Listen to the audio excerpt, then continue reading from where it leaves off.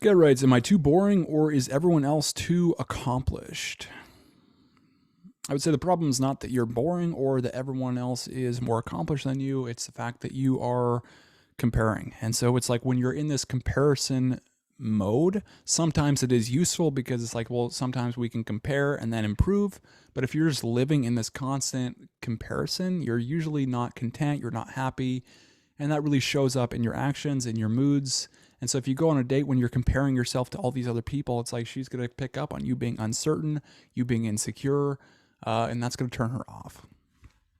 Let's get into the post. He's 32. He says, just got out of a 3-year relationship, kind of late bloomer, as I haven't had my first date/relationship until I was 27. As my ex packs her things and is now on her way out and into her own apartment, I'm left here sitting and swiping on Bumble and Hinge, and I notice something. I notice I feel unaccomplished compared to many of the women I'm swiping left on. So you're actually comparing yourself to the women.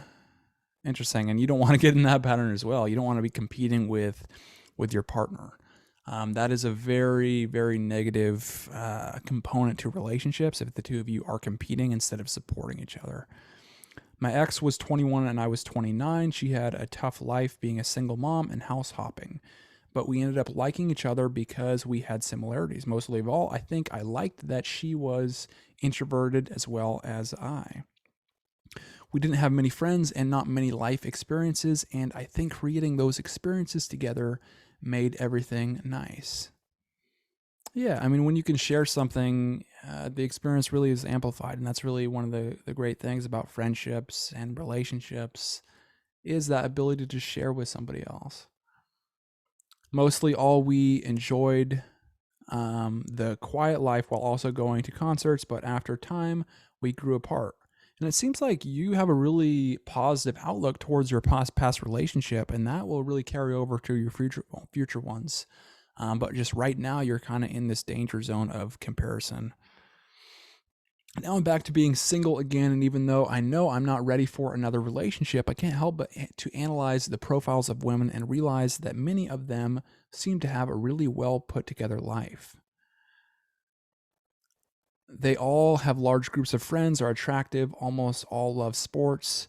They almost all go to events like weddings and make huge birthday parties for each other. Well, just realize that this is their social media or their dating profile, and they're going to basically portray themselves in the best light.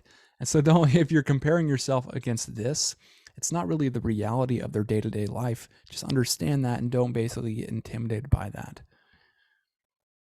I, on the other hand, have very little friends, am introverted, and don't like massive weddings or events. I don't even celebrate birthdays unless it was for my ex's daughter, which I enjoyed throwing. But for my ex or my friends, I just simply don't care for those types of birthdays or parties. I feel like I'm odd because I don't enjoy sports, throwing birthday parties, going to weddings, and most of all, I'm not really into retiring before I'm 40. Well, so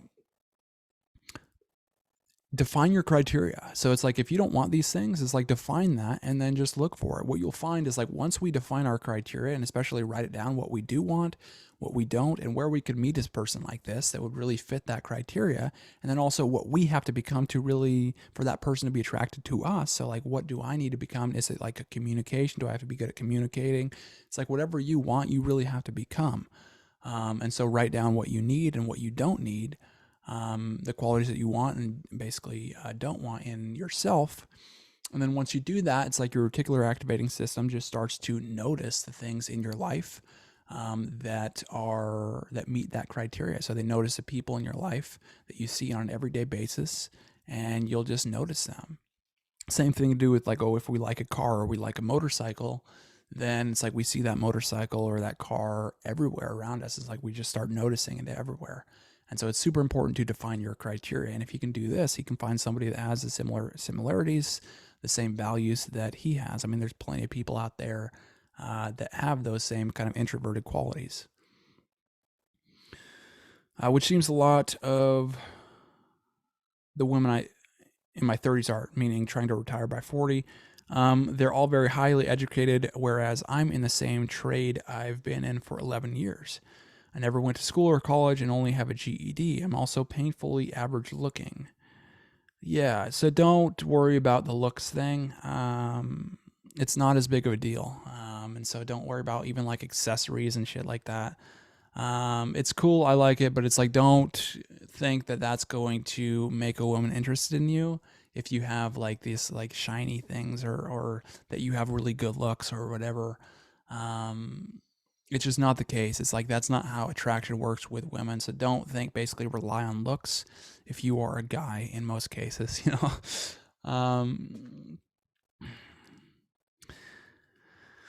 It seems like so many women I see are world traveling all about making huge salaries to have massive houses to live in. I'm pretty content on having a home that's around 200K max, and that's fine with me. But it looks like everyone else is chasing money, looks, fast cars, trips to southern France, etc. Am I really weird and odd? It doesn't matter. It's like you can find somebody that has similar interests in you. Or is everyone else on the same page when it comes to goals and life aspirations? No, not everyone has the same goals or aspirations. And so just identify what you want, identify your goals and aspirations. That'll give you clarity in your life. And then once you define it, then you can find it. But I would say get out of this comparison trap, because it's just going to keep you down, dude.